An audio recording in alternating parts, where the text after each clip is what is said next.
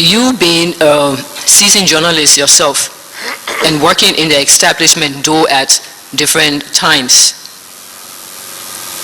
can you please share your personal opinion or perspective on this Decree 88A? Why was it necessary? Was it a good instrument? Why did we need to have Decree 88A? That's the decree. When I say decree, it means it's a legislation by the military. The nature of the decree. They decreed it. And, you know, I teach media law. And I ask my students to assess the law and the media. What had been some of the bottlenecks? And all the time they will mention Decree 88A as well. Your Constitution, Article 15, A, B, and C, gives you the right of freedom of expression, which includes freedom of the press. The old one and the new one. Constitution. And they say that there shall be no law, even though no law to curtail this, even though you are responsible for the abuse thereof. And all public functionaries shall make themselves available. So obviously this 88A was a political tool to stifle open and free discussion. In Wolokoli, there was a special law for Wolokoli. Every time they put him inside, he come outside, they will put him inside again for this 88A. He wanted better than all. He's a courageous young man. So 88A was not democratic. But it was not sufficient to stop people who wanted to pursue democracy. You got to take the risk, you know. You can't play too safe. You know, our situation cannot be compared to, you know, historical situations in Europe and America, where people took up arms to storm the Bastille. A lot of things went on to take out draconian and dictatorial regimes, fascist regimes. People risk their lives. You know, when you go to plan coup, one of the things you consider is death of yourself. When the coup succeeds, then of course you have the possibility of being the government. When it fails, you are a criminal, charged with treason, and you can be killed. You see? So some people had to make sacrifice in our years for us to have democracy. And some people, knowing the kind of character of leadership we have, were very careful.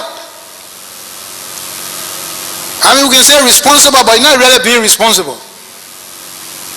You know? You're just careful, that's all. Timing the situation. So I was wondering the other day, if PPP was not here, I don't know if faction of Moja would have assumed a more radical posture. But if I'm a Moja leader, and I see there's another group that is very active out there on the streets, I don't have to copy them.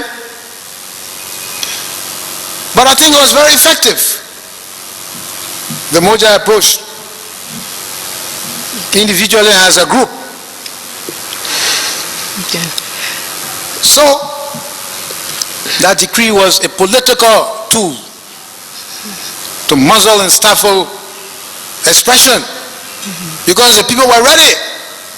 Elections were coming, and people were being critical of the government, and that's how you run campaign. You got to show the bad side, like Congo Sako say, somebody fighting, they got so on their foot, what you do here? He said you will kick it. So I think the government was afraid of that. It was undemocratic usage. Okay. Mr. Witness, a follow-up question to that.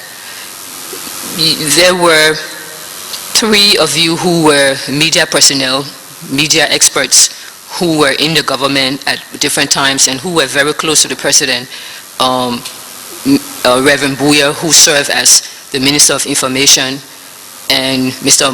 Maurice Duclé, who served at the Ministry of Postal Affairs, all of you seasoned journalists during this time.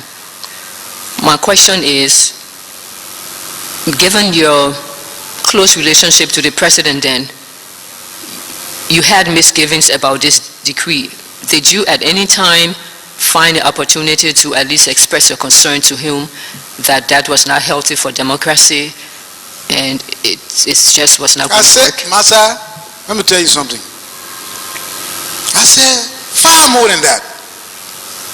But I'm not somebody who is, after you work with somebody and then things look like somebody trying to put you on the defensive and you come and say, oh no, I never buy, he was so. No. There are some very good things about Doe. If you ask me, I will tell you. I wasn't afraid of anybody. I've given you an instance here where I didn't tell him anything. I went on the air and said what I had to say, and I was responsible for the consequences. I told you that I took $75,000 because of all those people in jail and the possible consequences, my life. I was young, I had a young family. So I took an insurance of $75,000. Anything happens to me, then my wife and kid will survive on that. Two old taxes I had. And I told my family I was going to say it. Why you have to? I said, because it is my belief. From 13, 14 years, I've been molding myself. Society has been molding me. I was not destructive, but that was my belief. And I didn't even say it. I said it outside of Doe. There wasn't anything I didn't like that I didn't tell him. And he took a lot of them. He took a lot of them. He used to play checker with some of those security boys who were later on assigned to me. And I'm not saying this as some kind of self-praise. Kekula is here, he used to tell me.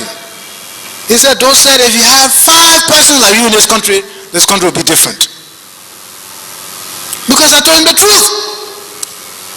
He wasn't an all bad man. Doe alone not responsible. We are responsible. Whether you are in or out of the Doe government. As I told you the other day, ladies and gentlemen, every time you had an interim government, your people will run and beg for positions. And those who didn't beg, if you call them, they will accept it. But you start to talk about faction business. When you hear them describing the faction, yeah, they all came from hell. If you feel so much that way, why you didn't reject the position I was giving to you? Some of you lobby for these positions. And when they call upon you, oh, they made a rebel. They made a warlord. If you don't like warlord, then you take his job. Even right now, people come to me, I'm not even in the government. People go talk to me and say, leave. I said, for what? For a job. I said, how much I got a job? I won't pay for you. So I said, that degree being a small business, Master. I was a very defiant man inside. But I can't sit here and say it. I have to be respectable to the position of Doe, President Doe. And what I didn't like, I knew you were going to fire me, but firing Benedict was small in the whole thing. I was thinking I would wear podium and Sawyer. When Sawyer came out from jail, he sent message. You want to say I was conniving with him, I used to make a picture big in the information ministry newspaper. What is that? To make somebody picture big. But he came to me in a taxi. Went to the back room. He said, I heard that all that you did. And that I want to congratulate you for trying to bring democracy here. I said, well, I'm happy to see you, my man. because anything can happen, you know. But I say you should think, if you have no friend in this world, it's James Tappe.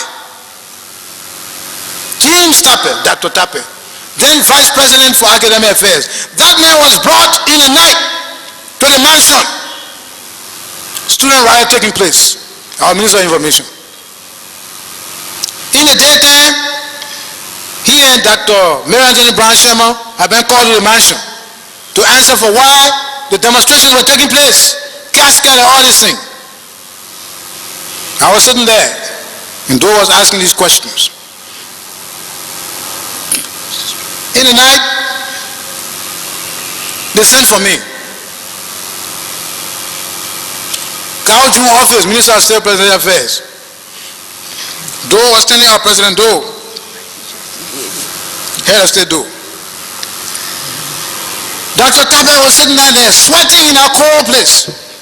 Air conditioning all over.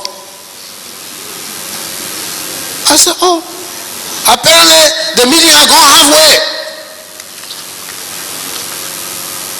So Head of State Doe said, Tappe, I'm surprised at you. I'm very surprised at you. You want to tell me countryman and you send an order that that woman tell you here around you couldn't stop the demonstration? Your name in the dictionary? When you open it, you see Tappe? He said, no, sir. He said, well, I'm disappointed in you. Tappe said, well, Mr. Head of State, I can put my hair on a chopping board. Amos Sawyer is not part of any coup plot. Then Doe laugh. He said, I can see your hair going if you put it on a chopping board. You know what kind of information I got on Sawyer? He and Podia, Nyepru told us that George Cllr was part of it. Amos Sawyer, Podia, that my visit to Germany or Austria or something like that, she overthrew the government. Nyepru came and brought all the information. Then you want to put your hair on the chopping board? You are a foolish countryman. He said, want to put on the board? Tappe said, yes, sir. 4 o'clock in the night at the executive mansion. That man sitting down there with Sawyer in jail, the whole town hot.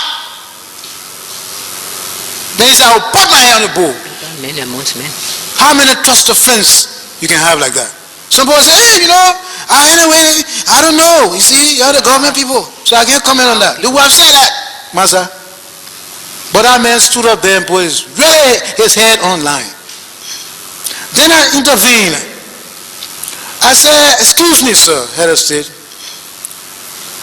You see, you're a military man, you know the chain of command in your military administration. Why should you blame Dr. Tappe for what's happening at the university when he's not the president of the university? He can only go far and no further. Why you call him here alone in the night? You know what the boy interpreting outside there? And quite frankly, I think Doe wanted for somebody to say something so that that meeting could end like that. Then he smiled. He said, okay, Tappe, you can go home. I said, no. People don't know what this man has discussed with you. He should go downstairs in the night, 11 to 12, and go home by himself. I said, Dr. Tappe, wait for me in the waiting lobby there. So he left. I said, you're not fair, sir, to this man. He's not operating contrary institution to say because he's country man, the student will listen to him. No. But students don't have time for that. It's not our days when we organize soup, country versus Congo. No, this is all mixed up now. So I think you should be fair to this man here. Besides that, I think he should be protected. So they gave me one SSS man. I took Dr. Tappe, carrying a vehicle. I didn't know where he was living at the time. And the man dropped him and he left. So yes, Master, I did my best, but I'm not telling you that Doe was so, with all due respect, he was so useless and this and that. He did a lot of good things. But you know, there are some people around us every day. Even you sit down here, you got some people under your ears. You know, be careful with that Kromah when you go to ask him. Oh, got some advisors. You know, left and right. Just how I'm sure right now there are people advising Mr. Salif on the coming elections.